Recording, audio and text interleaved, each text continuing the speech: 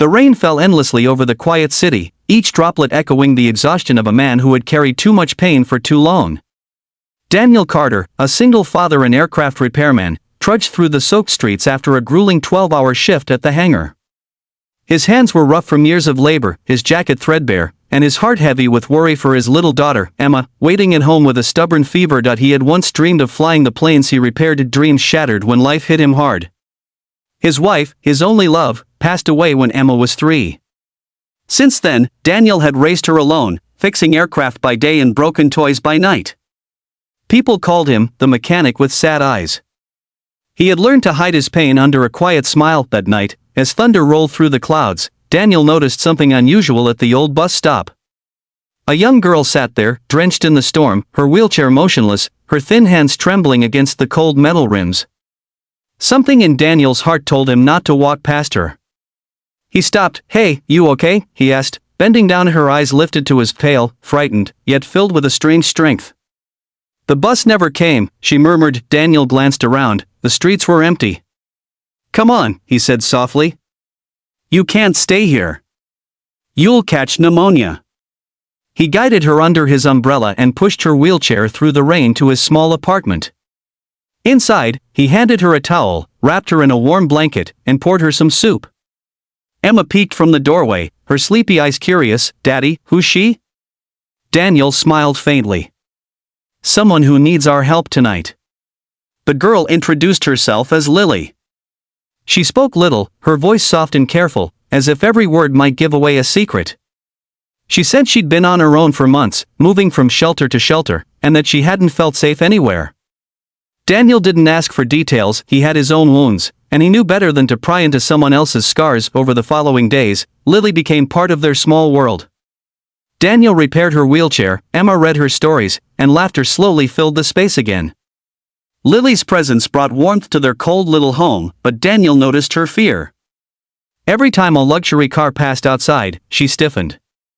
Once, when a news anchor mentioned a missing heiress, she turned off the TV so fast her hands shook. One evening, as the three of them shared dinner, Emma pointed to a faint scar just below Lily's collarbone.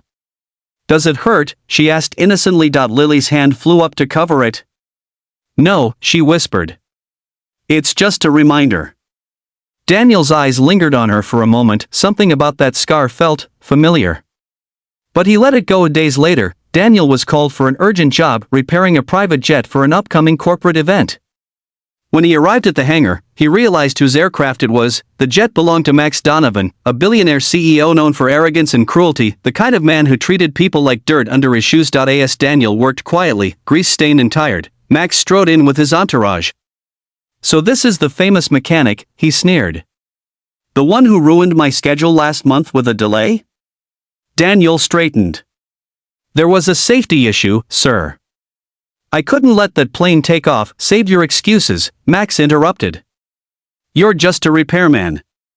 Do your job and stay out of my way." Humiliation burned inside Daniel, but he said nothing. He had learned silence was stronger than anger. Still, when Max's assistant mocked his shabby clothes, something inside Daniel stirred, the same quiet fire that had carried him through every hardship. Later, as Daniel lifted a heavy panel, his sleeve rolled up, revealing a complex tattoo across his forearm, a set of coordinates and flight insignias. The hangar fell silent. One of the pilots gasped, "Sir, those coordinates, they're from Project Skylion." Max frowned. "What's that?" The pilot swallowed. It was the top-secret defense prototype. Only the lead engineer had those markings, the man who disappeared years ago after the explosion.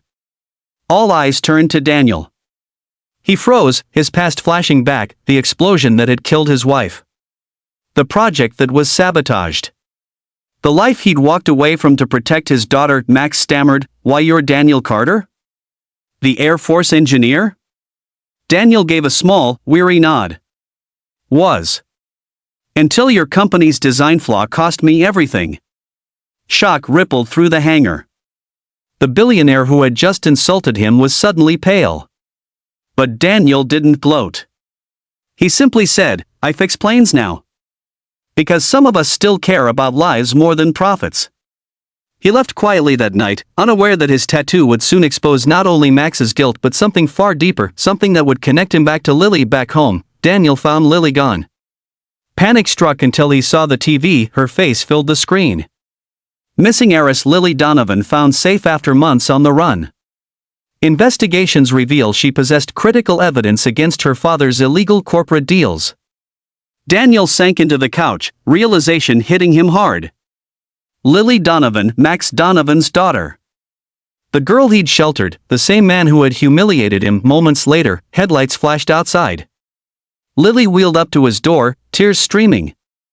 "You know now, don't you?" she whispered. Daniel nodded. "Yeah. But you're still the girl I met at that bus stop." She sobbed. "I couldn't tell you. My father, he destroyed everything good in my life. I thought if I vanished, the truth would die with me. But you taught me that silence only helps the guilty." Daniel stepped closer. "Then speak. The world deserves to hear your truth." Together, they gave the evidence to the authorities. Max Donovan was arrested. The empire he built on lies came crashing down. But in the ashes of his greed, something beautiful was born: a redemption, courage, and family. A month later, Lily stood in the hospital garden, learning to walk again with braces, Emma cheering beside her.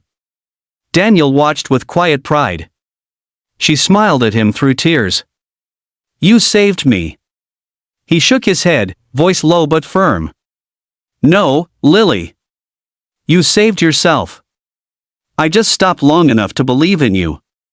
As the evening sun dipped below the clouds, Daniel looked toward the old bus stop, the place where a stranger's pain had met his own. It was where a single dad's kindness rewrote destiny, where scars and tattoos told not of pain, but survival. And every time the rain returned, Daniel smiled, because he knew that sometimes, the people fate brings to us are not accidents. They are answers.